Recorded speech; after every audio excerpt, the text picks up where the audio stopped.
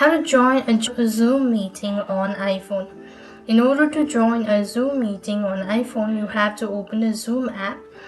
So what you have to do is, first of all, you need to open a Zoom and you simply need to click on the plus icon in the top of the page.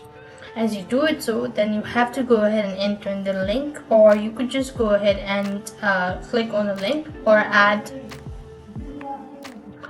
or enter in your meeting ID. After you've actually done it, so click on the join button. As you do it, so then you'll be able to join the meeting. Then you could go and enable microphone, or you could also enable the camera, all that. You could also share screen at the bottom, and this is basically how you can join a Zoom meeting on iPhone. So that's all for this video. I hope the video was helpful.